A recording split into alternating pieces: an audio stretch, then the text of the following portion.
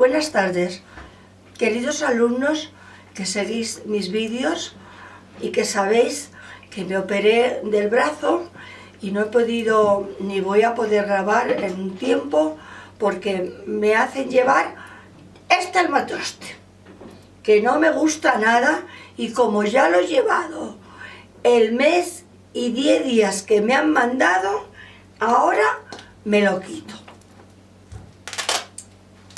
Porque no veáis lo que pesa, el calor que da y el poco, bueno, no sé. Bueno, pues ahora os quiero contar un poco, vamos a hablar un poco de la historia de la pintura.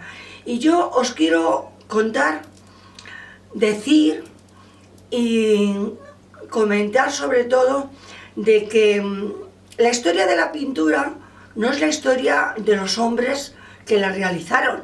En el Paleolítico, pues si andaban desnudos, si comían esto, si vivían en cuevas y tal. No, es lo que nos dejaron. El hombre de la prehistoria, 40.000, 30.000 años, 10.000 años, lo que tenemos conocimiento, bueno, pues era un hombre como nosotros, con sentimientos, que vivía el paisaje, que quería reproducirlo, pero lógicamente no tenía medios, el entorno pues para él era muy difícil, vivían en cuevas, tenían que andar de un lado al otro porque el temporal, porque no había comida. Bueno, o sea, era un entorno muy pobre, muy hostil, pero sin embargo, pues ellos ya tenían la impresión de que podían hacer algo con las manos, con los sentimientos. Tenemos por América, antes del descubrimiento de América, hay cuevas con grafitis, que ya con madera quemada, con trozos de palos quemados, pues los hombres pues hacían rayas y hacían dibujos que entonces para ellos era muy importante. Nosotros actualmente, que aún está por descubrir, pues no los entendemos, y sin embargo el arte moderno está haciendo cosas parecidas. El arte abstracto está haciendo cosas parecidas, pero bueno, yo no voy a ir al arte abstracto, que está muy alejado todavía. Yo lo que os quiero contar es la historia del hombre primitivo, cómo nos dejó el primer mensaje, que es el más interesante, que es las manos. Yo os voy a enseñar que tengo aquí, a ver cómo mi hijo lo puede, pero bueno, yo tengo aquí, mirad, ¿puedes iluminar esto? Mirad, yo tengo aquí un dossier de capítulos porque quiero escribir un libro, y hace 5 años que he hecho 20 capítulos. El libro se titularía pues técnica, historia y técnica de la pintura. Entonces todo lo que yo os voy enseñando lo tengo recopilado, y luego pues la historia es la historia, por ejemplo, os voy a leer un poquito una hoja que tengo yo aquí. Dice: la historia del arte es aquella de los hechos y no de las obras, no la del hombre que la realiza, lo que os decía antes. El fin del arte es en realidad una comunicación que informa a los hombres de los medios de expresión que tenía a su alcance y a su disposición para hacer formas, coger colores de la tierra. La tierra en España y en muchos sitios tiene colores distintos, amarillentos, rojizos, marrones. Luego está el negro de la madera quemada. Luego ellos también empleaban el rojo, para ellos era muy simbólico. La sangre, cuando mataban animales, la sangre también la empleaban y la mezclaban con tierra. Bueno, todo eso. Entonces, mirad, el mayor descubrimiento que vamos a empezar a ver. Bueno, la primera manifestación, lo que se conserva más antiguo, es la forma de las manos. Esto a los historiadores les ha dejado pues una tesis que ellos han formado, de que estaban los hombres de la prehistoria trabajando con barro, se fueron a una pared a secar o a limpiar y vieron que esa mano que estaba manchada de barro pues se imprimía en la pared. A ver si veis ahí una mano. Bueno, pues esa fue una mano en positivo. Luego ponían, ya discurrieron y ponían la mano en una roca y la perfilaban con una caña que tenía polvo de negro, que lo harían del carbón que encendían las lumbres, o de polvo de un mineral machacado. Pero ponían la mano, soplaban y se dibujaba. Esas son las primeras imágenes que conservamos del Paleolítico.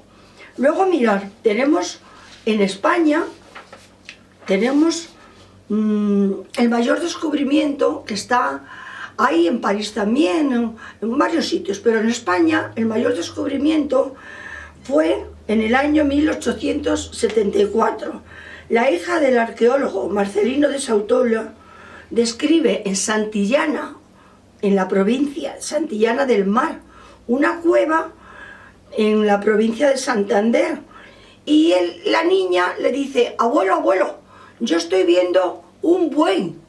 El abuelo va y se sorprendió porque no era un buey, era un bisonte. Mira, era este bisonte.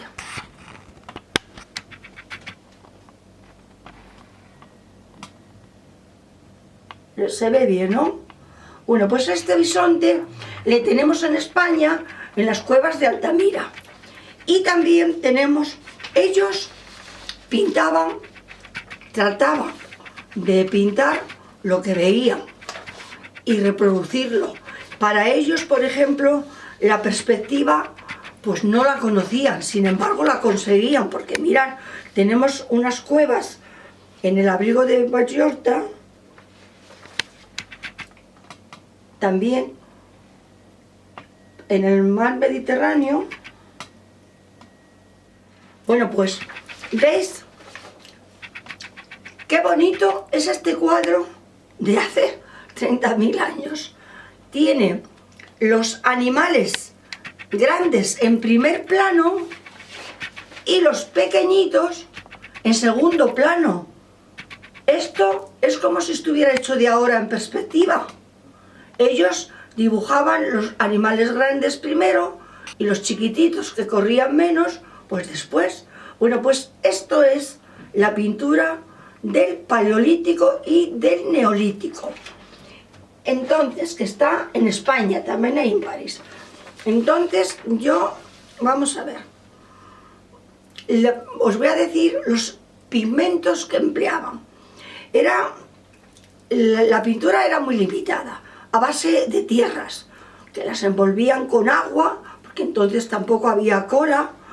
Entonces, pues los amarillos de la tierra, los rojos de la sangre, y bueno, pues al final de todos estos trabajos aparecieron signos simbólicos que los pintores actuales del surrealismo, de la abstracción, todo esto han tenido en cuenta y están poniendo el sentimiento, un sentimiento parecido como el que ellos tenían. Ellos eran pobres, no tenían una vida cómoda, siempre con dificultades, pero a pesar de todo creaban. Bueno, pues la juventud que tenemos ahora, que está haciendo por ahí grafitis y que está haciendo pinturas que nosotros no podemos comprender porque la abstracción sale del alma como le salía a los del Paleolítico y no lo podemos entender. Bueno, pues ahora vamos a dar un salto y vamos a acercarnos un poco más. A ver, yo en mis capítulos os voy a hablar de una isla, porque hay una pintura muy interesante. La isla de Creta es una isla que estaba, porque yo voy a hablaros de hace un montón de años, de 1500 años. Estaba muy cerca del Mar Menor, entre Grecia y Egipto. Era una isla pequeñita, pero con gente muy culta, que se dedicaban pues a trabajos de artesanía, también se dedicaban mucho al deporte, tenían deportes, también toreaban, tenían muchas cosas como en la actualidad. Y nos dejaron, como viajaban mucha gente, esta ciudad de Creta pues tiene una historia de un dinosaurio que dicen, encontraron en un fresco que revestía las paredes con diversas capas de yeso, pintaban con yeso que lo pulían y luego aplicaban el color. En las escenas humanas se aprecia pues que tiene las figuras están bastante parecidas al canon de los griegos y de los romanos, pero esta historia de esta ciudad tiene su importancia porque en el arte representaban las vivencias que tenían, como por ejemplo pues la música. Yo tengo aquí una fotocopia de un músico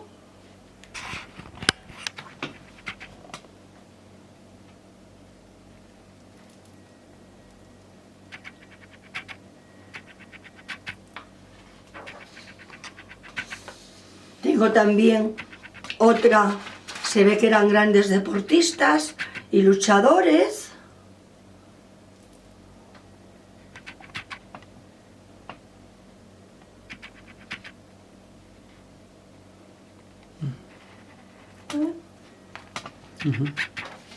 Pero sobre todo eran hombres y mujeres habitantes que estaban económicamente bien, porque por su puerto pasaban los egipcios, pasaban los romanos, pasaban los franceses, que incluso hay un cuadro muy interesante que le descubrió un arqueólogo que la llaman la parisina. Ellos ya tenían en cuenta el arte de tal manera que pasaban por allí mujeres, lógicamente, y tomaron este retrato de alguna mujer, y esto pasó pues hace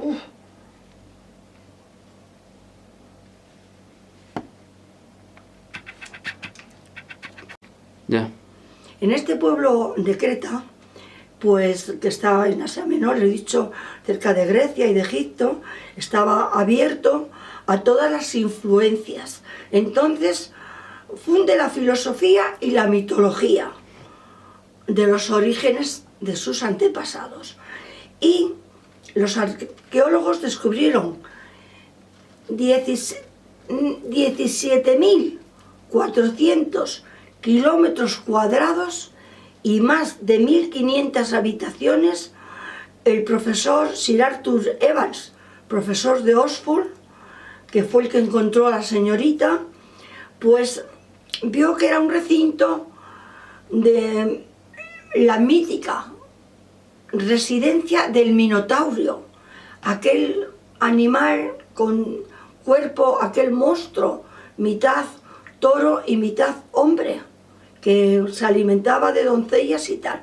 Bueno, esto es una pincelada de la historia del pueblo de Creta, que era un pueblo muy culto, hogareño, vividor, sabía disfrutar de lo que tenía, trabajaban, eran habilidosos en el comercio, con el mar y todo. De tal manera, este pueblo llegó a sentar cátedra que internacionalmente en Europa dice que seguramente tienen razón los eruditos a afirmar que los habitantes de Creta fueron los primeros europeos, por su forma cómoda de vivir, por su forma de apreciar el arte, de saber comerciar y saber dedicarse al deporte y tal. Bueno, pues esta es la pequeña isla de... Vamos a hacer un recorrido así hasta que nos adentremos un poquito más en la pintura más interesante. Esto es un poquito de historia, que sepáis que la isla de Creta pues pintó a una señorita parisina hace tantos miles de años, porque lo que veían lo querían reflejar. Y bueno, pues ahora vamos a hablar de... y me voy a sentar porque no puedo estar de pie. Bueno, vamos a hablar un poco. Hemos pasado de España, nos hemos ido un poco al Mediterráneo, a la isla de Creta, y ahora nos vamos a ir, me voy a ir yo para hacer un pequeño recorrido, que os situéis geográficamente cuando veáis una pintura. Bueno, pues ahora nos vamos a ir a la famosa Grecia. Grecia es un país que todos hemos admirado porque ha sido el número 1 en el arte. Y era en el siglo IV a.C., su pintura estaba considerada la mejor del mundo, como su escultura, como su filosofía. Ya sabéis que Grecia ha sido la madre de las ciencias, la madre del arte, nos dejaron muchos recuerdos. Y sin embargo, hay un vacío en la pintura. O sea, de la pintura no nos han dejado nada más que las vasijas, donde las han pintado de negro y de rojo, pero no hay... es que no se ha quedado ni un cuadro, a pesar de que en el siglo IV os voy a contar las anécdotas de que la pintura estaba en auge, se hacían concursos en Atenas y bueno, había pintores de una categoría enorme, de tal categoría que había 4 pintores que eran muy famosos. Uno se llamaba Apeles, otro Zeusis, otro, a ver, que lo lea, Parrasios, es que tengo que acordarme de Parra, para acordarme de Parrasios.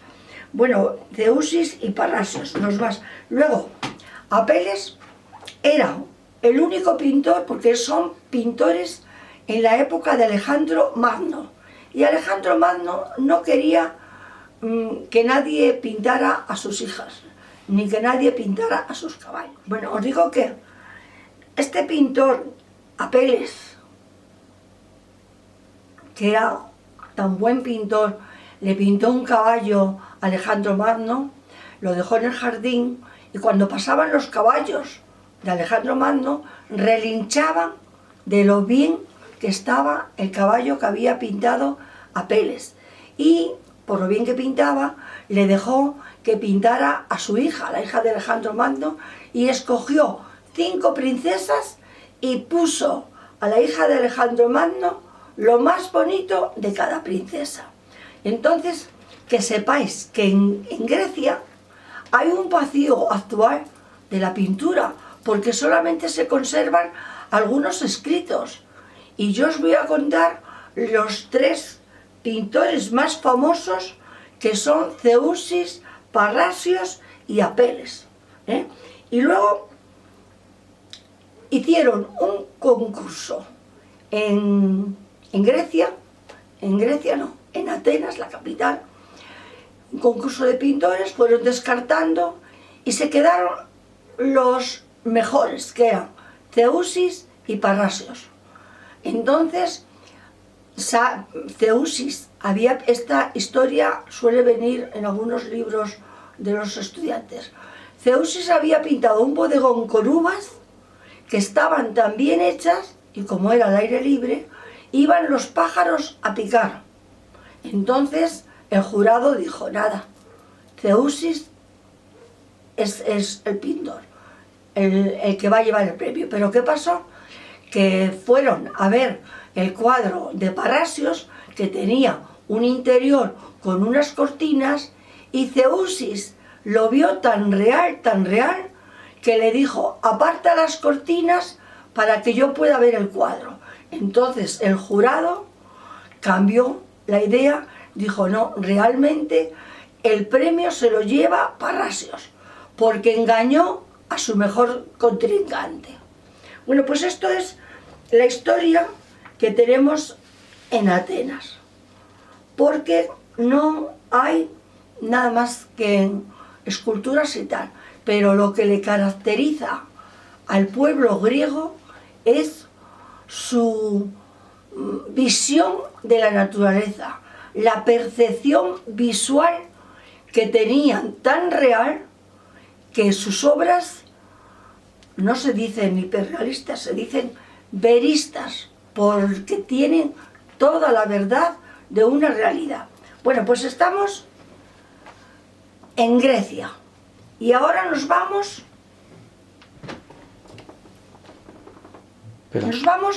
a Egipto, que también son 4.000 años antes de Jesucristo. Estamos en la época de Grecia, de Creta, de estas 3 ciudades que estaban cerca. Entonces, mirad, Egipto estaba un poquito más lejos, pero tenía una visión de la vida que yo lo titulo aquí, que los artistas estaban al servicio del faraón. Entonces no pintaban lo que veían, pintaban lo que sabían, lo que les decían que tenían que saber. Si pintaban una escena y estaba el faraón, el más grande tenía que ser el faraón. Y también tiene una historia Egipto, porque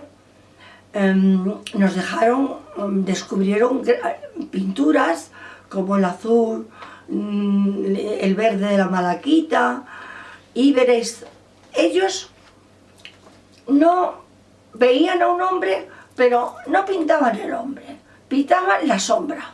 Los profesores, los encargados, las personas que cuidaban de que hicieran obras de arte, pues resulta que les enfocaban y tenían que pintar la sombra.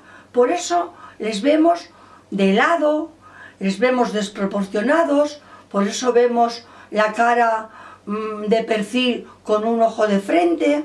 Está todo distorsionado porque ellos lo que querían que pintaran era una obra que representara al faraón. Mirad, tenemos aquí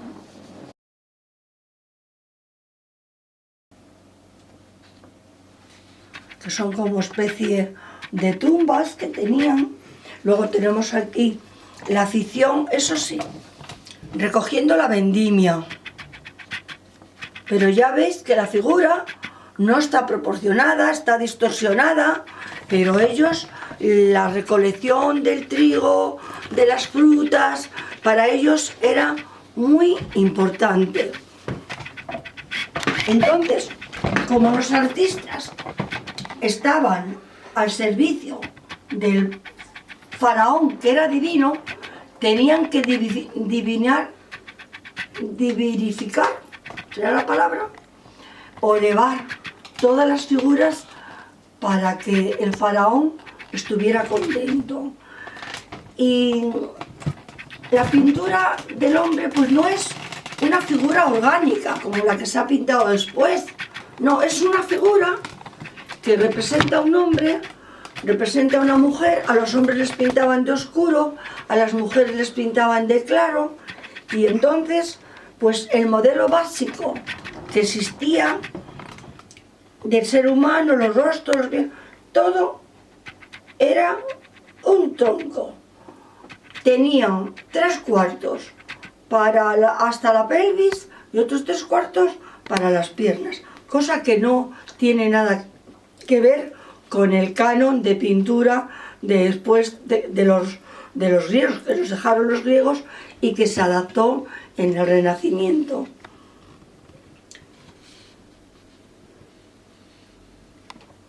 Lo que sí nos refleja la pintura es un pueblo sometido a un soberano que les exige trabajar mucho y todo lo quiere para él. Tenemos, a ver, claro, las medidas de la figura humana tenían un rango social. El faraón tenía que ser siempre, aunque fuera chaparrito, tenía que ser siempre el más alto en el conjunto. A ver qué más os puedo decir. Los fondos, bueno, los fondos, como veis aquí, son fondos sencillos, con ocres, algún amarillo, pero las figuras son siempre iguales, deformes, que no tienen, porque no les dejaban, no es que los pintores no supieran representar la realidad, es que no les dejaban, es que estaban al servicio del faraón, considerado divino, y había que obedecerle.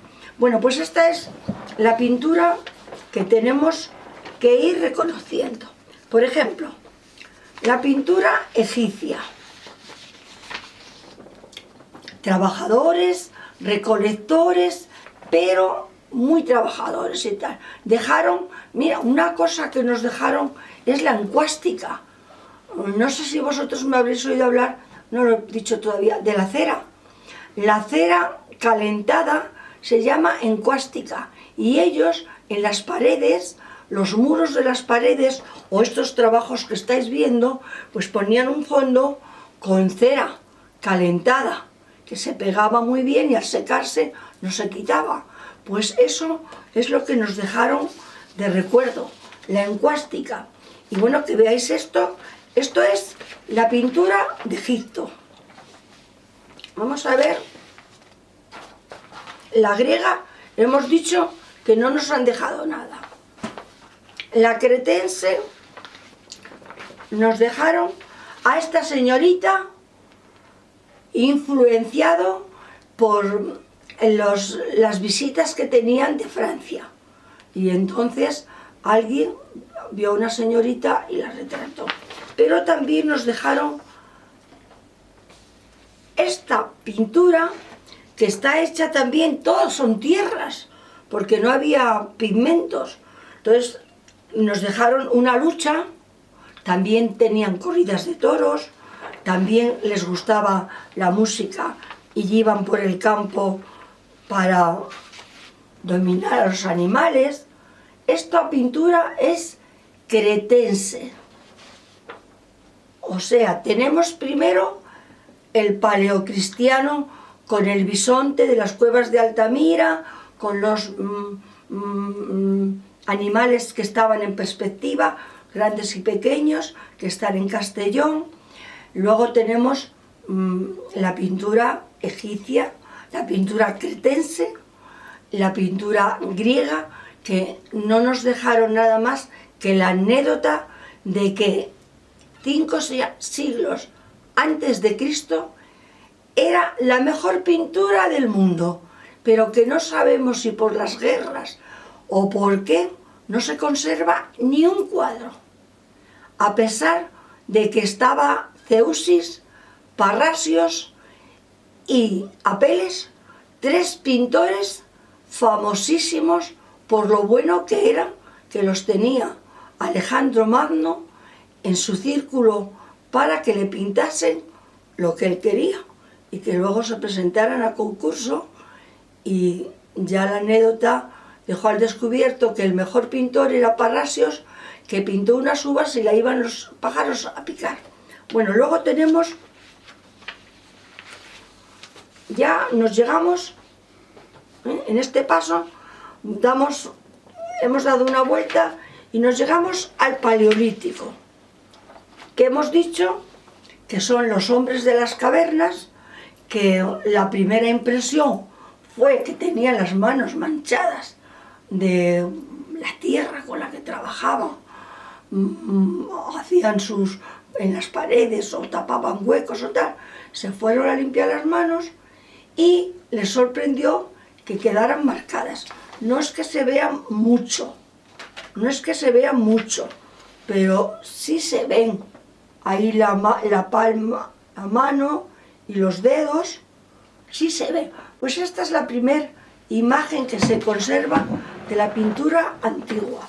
Luego tenemos el bisonte de las cuevas de Altamira y esta belleza, porque mirad qué líneas, las patas, los arcos, las figuras delgaditas y los animales que son ciervos, pues son unos dibujos bellísimos para hombres que no tenían ni idea de lo que era el dibujo.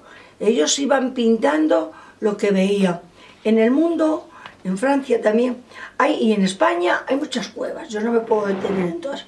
Hay muchas cuevas que nos han dejado una manifestación, un recuerdo de lo que esos hombres hacían con tan pocos medios, con tan pocos conocimientos y con tan poca vida, porque vivían poco. Bueno, pues ahora podemos,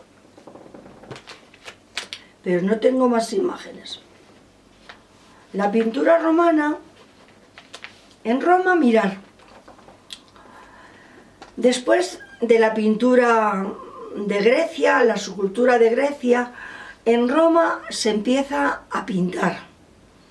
Pero como los romanos, ya sabéis por las películas, eran tan fastuosos, todos los césares querían palacios, y como era un imperio que se consideraba el mayor del mundo, pues ellos querían casas fastuosas, elegantes, y entonces, en vez de dedicarse a la pintura de caballete, pues se dedicaron a la pintura del fresco y del temple. ¿Para qué? Para adornar las casas. Entonces, en las casas, a ver estas que se ven, sí, bueno, pues en las paredes de las casas pintaban lo que una ventana que se viera un jardín. El jardín no estaba, pero ellos lo pintaban porque querían tener un salón con un ventanal muy grande donde se viera pues una ciudad. Aquí se ve, pero estos son todas pinturas de paredes que los romanos pintaban. No había pintura de caballete, pintaban de ideas que tenían, pues como grandes constructores de palacios, pues querían a lo mejor adornar media pared de mármol y pintaban el parecido al mármol. En vez de poner mármol auténtico, hombre, los palacios de los reyes y de los césares tenían mármol. Pero esto que yo tengo aquí, que es de una villa, eran las villas las que les gustaba la fastuosidad. Y entonces imitaban columnas, imitaban ventanales y detrás se veían jardines o edificios de gente rica para que diera la idea de que ellos también eran ricos. Bueno, pues vamos a ver. Al mismo tiempo que floreció la Grecia, clase, va a tener que ponerme las gafas, se desarrolló la República Romana. Historia. En los círculos elegantes se extendió la afición por la pintura, incluso emperadores como Nerón, Adriano y Marco Aurelio practicaban la pintura, pero honorable pintar siempre que lo hicieran por dinero. O sea, que ellos solamente pintaron. Y luego, pues, cuando el Vesubio se desbocó, se perdieron todas esas villas y se perdió, pues, el arte que había dentro de ellas, ¿eh? No podemos negar que los romanos crearon un estilo propio de frescos, de interiores, y eso no se lo podemos negar, pero pintura de caballete no, solamente pintaban Nerón si se lo pagaban bien, pero no había pintura de caballete. Bueno, pues hasta otro día.